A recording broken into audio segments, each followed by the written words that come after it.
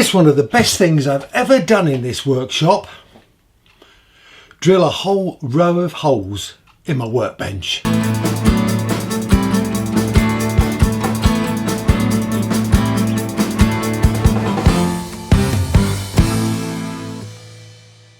Well, hello and welcome to my workshop for episode 8 of this mammoth hollow body electric jazz bass build that I'm doing in honour of Jurgen Zoller and as part of his honorary challenge. What, you missed the first few videos? My goodness me, you've missed a whole wealth of fun there. So I'll tell you what I'll do. I'll put a link up there to the playlist and you can binge watch this exciting guitar build because it really is by the seat of your pants, this one. Anyway, if you've been keeping up with me, thank you very much for doing that. And in this episode, well, I want to get the top on this guitar. It's been too long. Let's get the top on. Now this, ladies and gentlemen, is the reason why I have gone over the moon about the holes in my bench. Because I can do this. He says getting his dog out of the bench there. Right, so I pull this back. I slide my specially made dog into the bench. Push the guitar up to there, put that up to there. In fact, what I'll do, I'll put this piece of vinyl floor just there so it doesn't damage the sides at all. Put that there and squeeze that tight, and this guitar is now held rigid so that I can shave a bit off the top of these ribs. Now it's going to be important that I get this all flat. And so what I'm going to do is take a little bit off with this very small plane, but then I'm going to sand it down to flush, basically flush all the way around. So I know that the top of these ribs are flat. So here we go.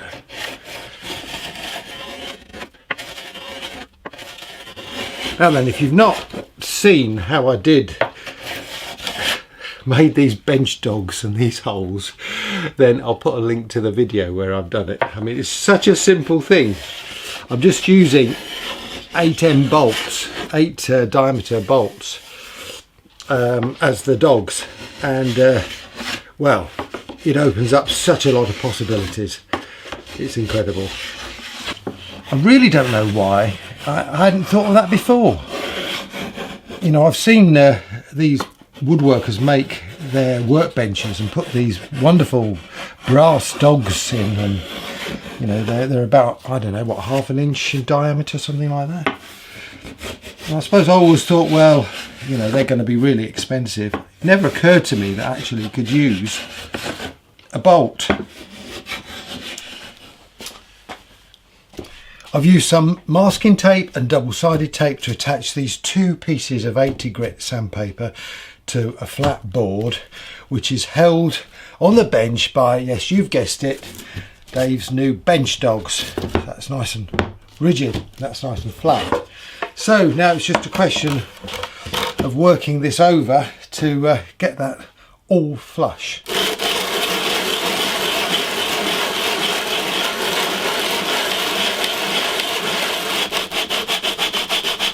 It's going to take a while. I'll see you in a bit.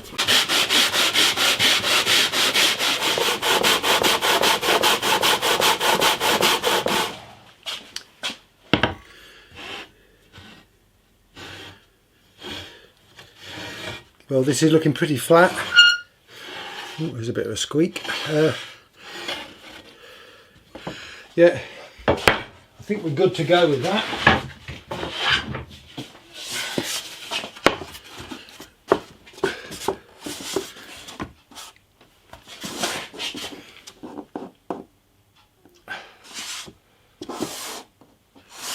Yeah, I think that's good. Right, step 2. Now this is where things start to get interesting, because basically I've got to carve out this shape from this piece of wood. I'm going to use the one that I stuck together, all the sections that I stuck together because I rather like the grain on that. But if all else fails, I do have a couple of other pieces that I could use. So off camera I've marked with red pen that line with a fine red pen, and I've also done a dotted line which is wider than the actual template here, but gives me a bit more material to work with. So what I'm going to do is going to cut this line out first, and I'll cut it out a little bit wide and then sand it down on the belt sander.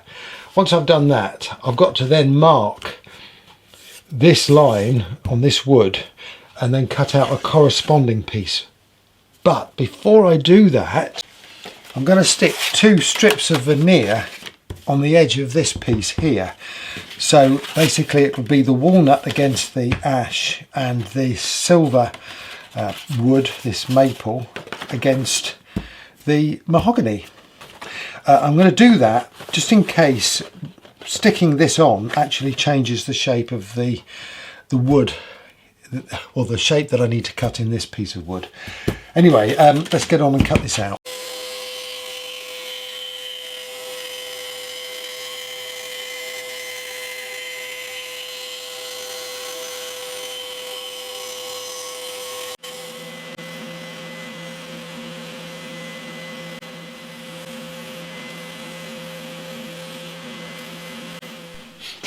Shaping thin wood like this on the sander is very relaxing. It's a calming experience, much better than running it through a router. Anyway, I've got that now right to the line, so the next step is to move that out of the way, stick the veneer on. Before I do that, I will just check this piece on the body. I'm not too worried if this line doesn't follow the exact line of the mahogany there. I mean, it's pretty close. What I'm more interested in, that I've got plenty on each side, so that when I come to shape the whole thing, I'm not going to run out of ash. I think I may need to sand a little bit more round on the line there, just to bring it into the shape. Otherwise I'm going to run out of wood.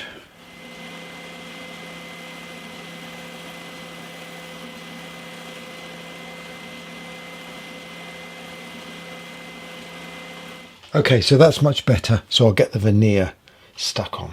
This is definitely a one at a time job. So I'm going to hold it on with tape. I want to get it flush with the top edge here, which is against me. I'll stick the tape on that edge, pull it up.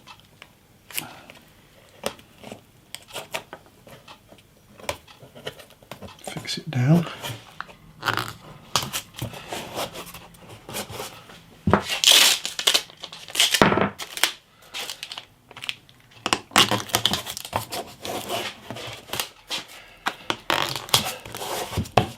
Okay, well, there's a lot of tape on that, but I wanted to make sure it was held tight.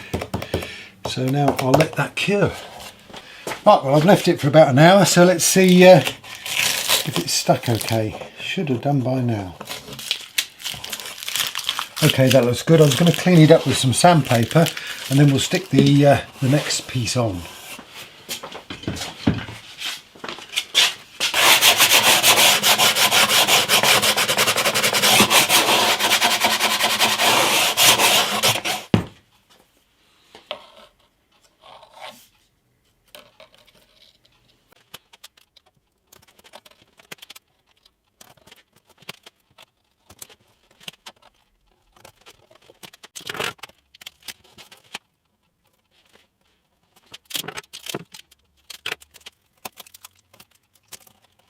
While the veneers are curing there, let's get on with this headstock.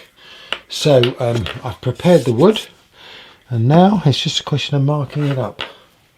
So let's get the centre lines in the right place. I think that looks about right. Could come this way a little bit more. Magic.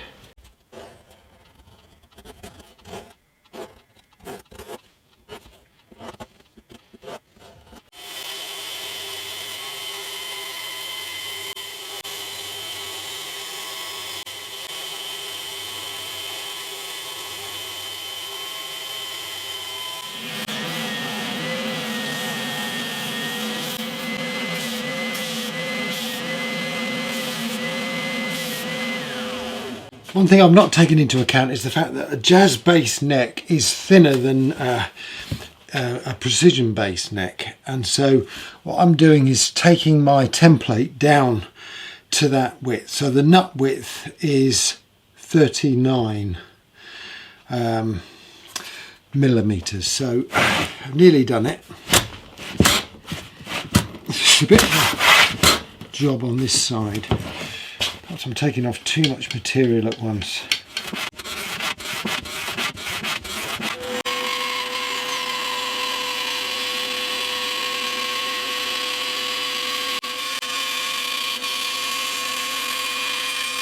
Right, well, I feel like I've made some progress today. I've cut out the headstock and roughly sanded it down to shape. I've also now cut out the neck blank and again roughly shaped it. I've got to do some planing on this to get those sides nice and straight and right down to the line. So that's going all right. This is looking pretty good, this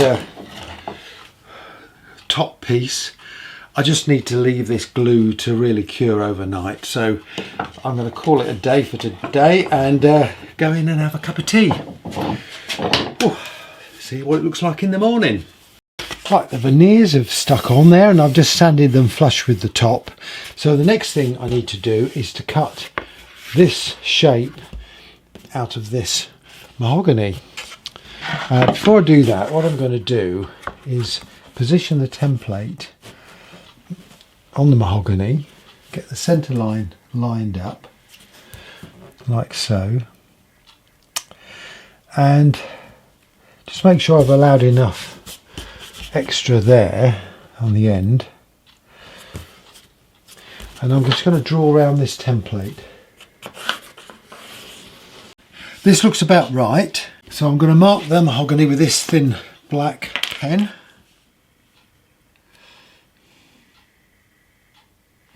No, yes I am going to do it.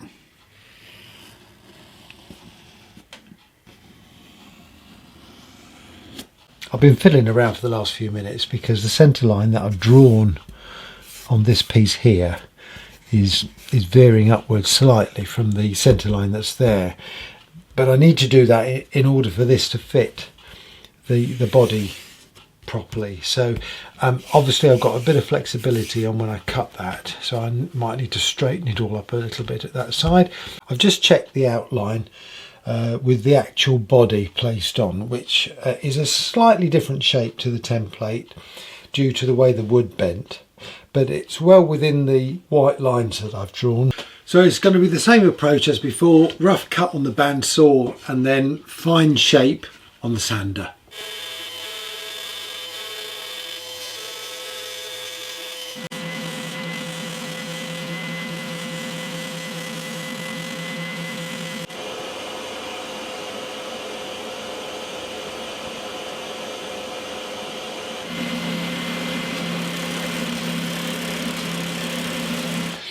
I honestly don't think I'm going to get it any closer than that. It's pretty close.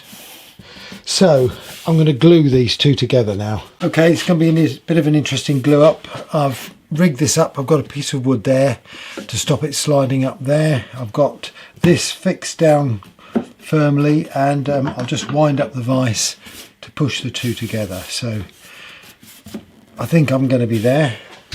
Let's get some glue on this joint. Here we go.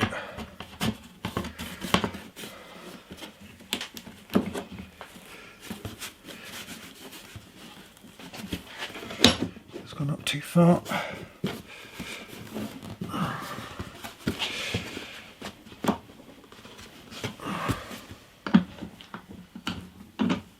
Okay, I think I've got this right. It really does need to set now, so I'm going to leave it probably overnight, I think. Good. Right, I shall wash up. Right, while I'm waiting for that to cure, I'm going to have a go at the scarf joint on the end. Now, a bit strange the way I do a scarf joint. First of all, I mark it out with my template here, and I've got a 10-degree angle, and I've marked that out on that side. drawn it right across and onto the other side. Now the idea is that I now place, I'll cut that top off and then I'll place this headstock onto it, and then I plane it flush. In fact, I cut it on the bandsaw and then I plane it. It's the way I've always done it. I know it's not the way you do scarf joints, it's the way I do them. As long as I get the nut position lined up when I glue it on, I should be good to go. So, next thing I need to do is saw this out on the bandsaw.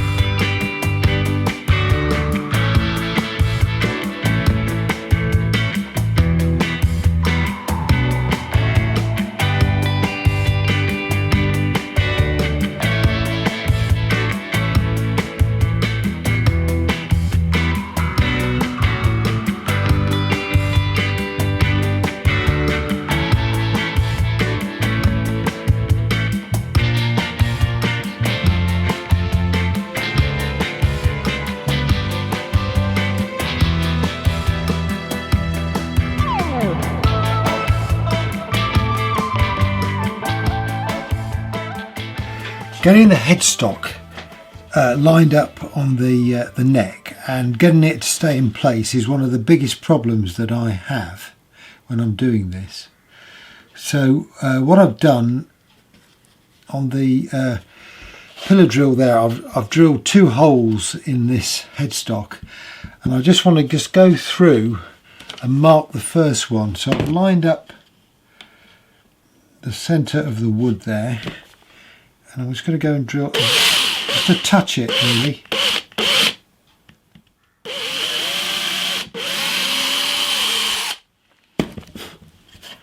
Okay,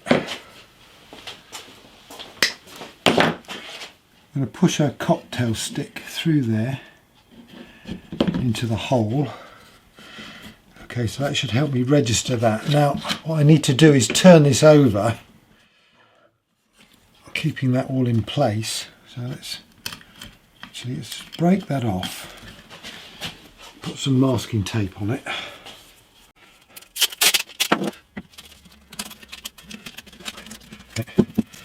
Now I need to get those lined up exactly. Can I get a clamp on it? Can I get a clamp on it, he asks. Right, let's see. I don't want to clamp it where I'm going to drill.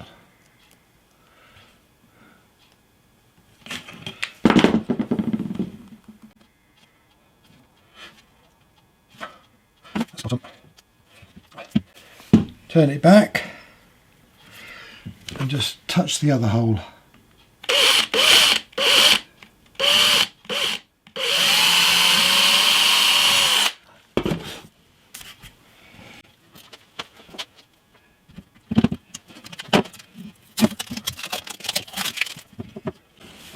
Now these cocktail sticks do allow some movement, so it's not ideal, but I think they'll help me when I come to glue it. Now you will know, if you watch my channel very often, that I have awful trouble when I come to gluing the headstock on the top of necks, and I always seem to end up in a bit of a mess. And well, this time I'm determined I'm going to try and get it right. So I've got myself an old CD that I can actually use as a mirror to see what's going on underneath. I've got a torch here as well, so hopefully I can make sure it's all lined up underneath. I will find myself a mirror for future projects. I've got those 2 pegs in here which will hopefully help me line it all up. I've got a nice joint there, so I'm going to go ahead and glue this.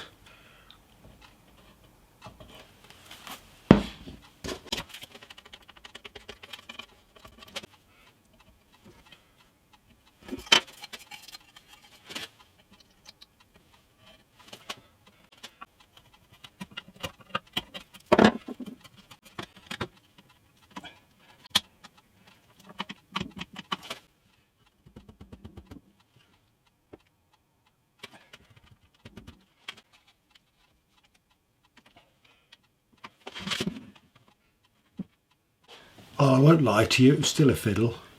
I've got clamps on top of clamps now, but it seems to be all right. So I'm not going to touch it. I'm just going to leave it to dry overnight, and we'll see what a mess it is in the morning. Well, good morning, and it's another day in the workshop. I mean, don't you just love getting into the workshop? Fantastic. Anyway, let's see what happened to the neck and the top that I stuck yesterday. I think we'll start with the neck.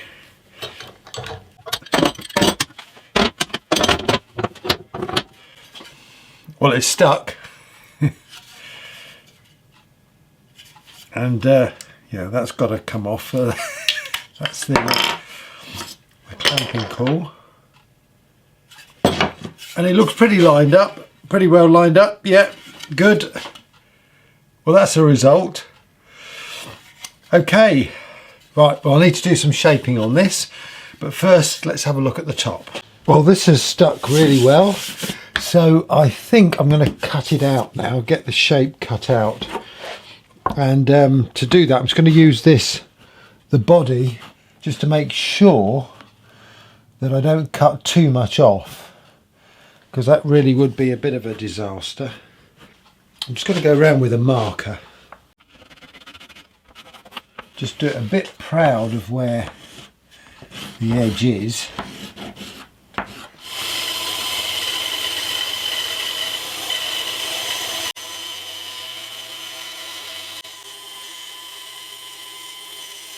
Well, apart from the fact I forgot to turn the vacuum on at the start and got dust everywhere, it's looking pretty good.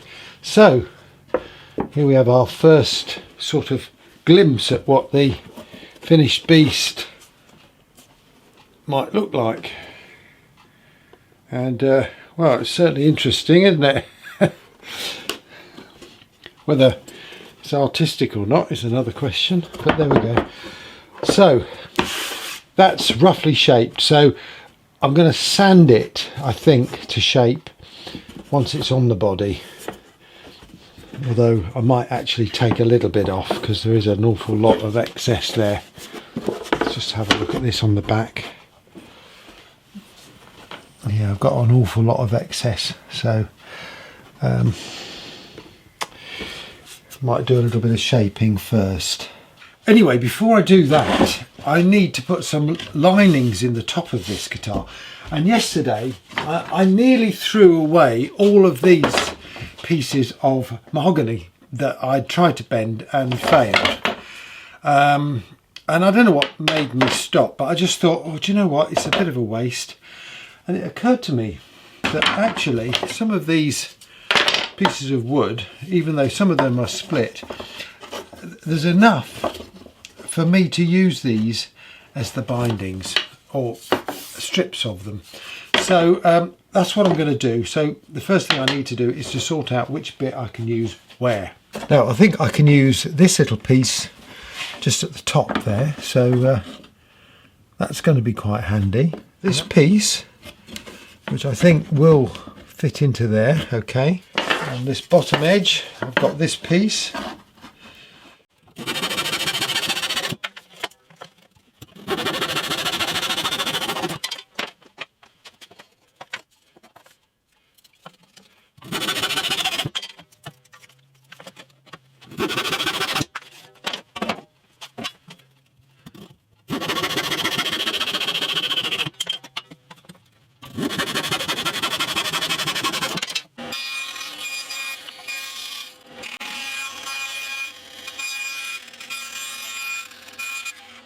There's nothing wrong with these pieces, so we may as well use them. Save wasting them. So, first one is going to go in here.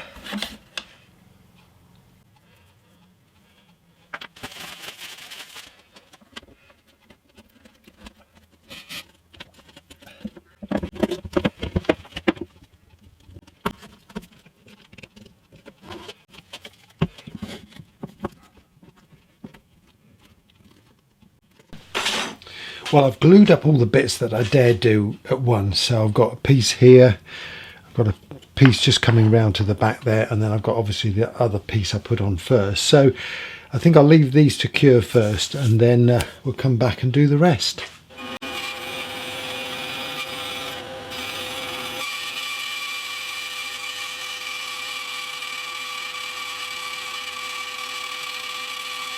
I've just cut this flush using this block against the fence, so the neck rested on that lip there to keep it straight like that, and then I've just pushed it through, and so I've got about 3 or 4 mil to take down, but that shouldn't be a problem with a plane. This is a really useful little jig, and really quite simple to make. It's MDF, and what I've done, I've put 2 blocks on top there, and this is to help me with any sloping headstocks. And I've just got some basically bolts going through a nut which is embedded in the wood there. I've got a piece of aluminium with some material on so it doesn't mark the neck. So I can just slide the neck into place, tighten up the clamps like so. That's nice and rigid, and now I can clamp it on the bench with, yes, you've guessed it, my bench dogs. And I've got a nice rigid platform to work on.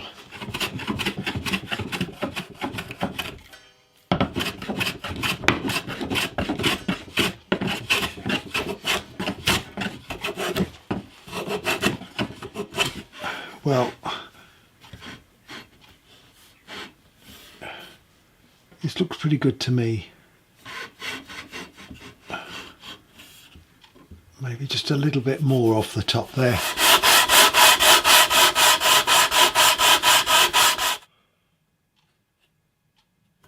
That's pretty flat now. So that bit's done.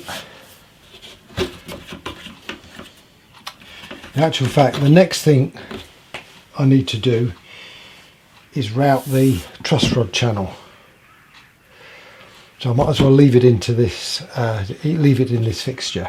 Setting up the position of the truss rod. Right, now then, this neck is going to be attached with a single bolt, like all my other guitars. That's where the neck enters the body. So I've got my neck bolt template here, and that tells me the bolt's going to go about there. So what I will do is just put a quick mark just up at the end there, which gives me plenty of room, and as long as I don't go beyond that, I'm fine. Now the nut at the other end is going to be about there.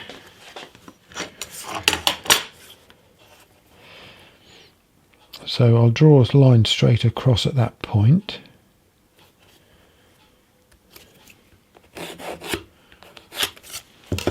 So my nut's going to go in there.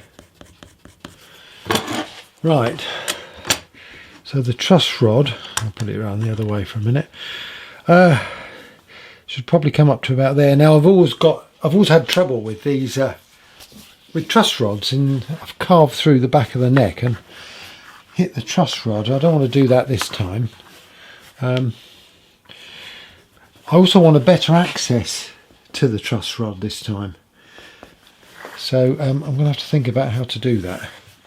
I was thinking about drilling a hole through here, but I just don't think the angle is deep enough to allow me to do that. Anyway, let's have a look. Right, okay, I've worked out the position of the truss rod. It's going to extend from just under the nut down to the bottom here, which is just before it goes into the body. That's where it's going to go in. I've got some of this double-sided tape. I've put masking tape down. So now I'm just going to put some of this double-sided tape on each side.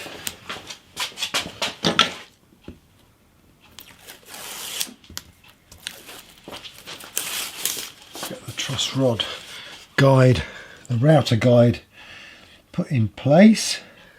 Press down. Right, I've got to go down 10 millimeters.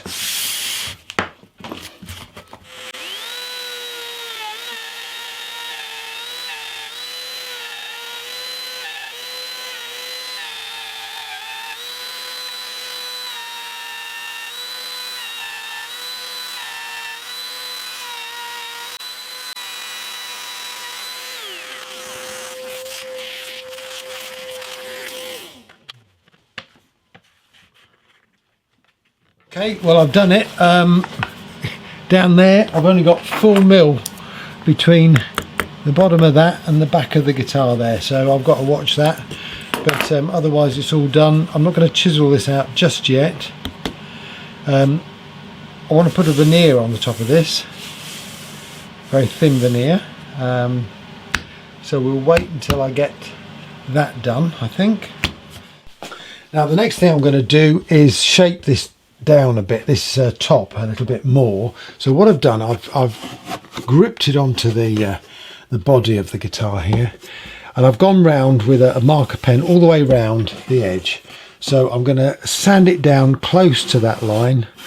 I'll do the final sanding once it's stuck on the body, but I'm going to get some of this excess material off first. So it's going to get dusty in here, and so I'm switching off the sound. I'll have the air cleaner on and my mask on, so perhaps I can subject you to one of my tracks. I'll play you a clip.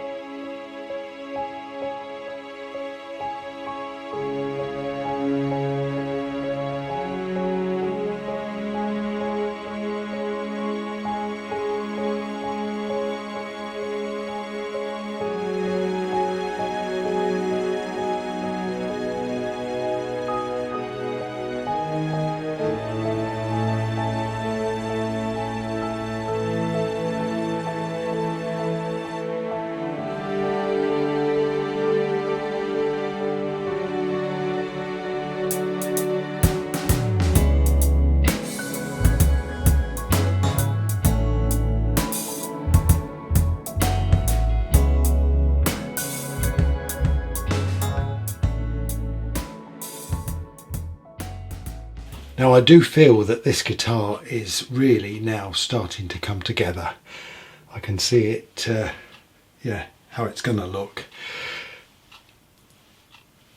What I need to do now though is to fill some of these sort of holes. But this is a little bit, there's a dip there, so I'm going to have to take some off the top, which is fine. I can thin it out a bit, but I don't want to do that until I've stuck it down.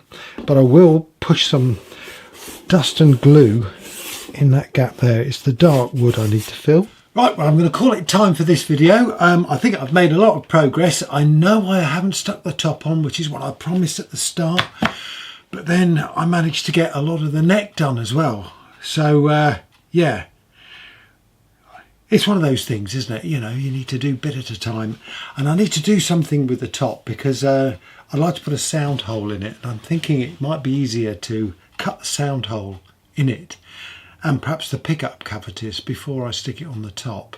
But in order to do that, I've got to make sure the measurements are spot on. Not one of my strong points. Anyway, thank you for watching. I've really enjoyed doing this episode. It's when it starts to come together. Yeah, it's really good. Thank you for all your marvellous comments, as usual. I really do appreciate them. And now, ladies and gentlemen, I've got to go off and make something really important. And that's a Bramley apple crumble. I can see you all drooling at the mouth. In the meantime, stay safe. I'll see you soon. Cheers.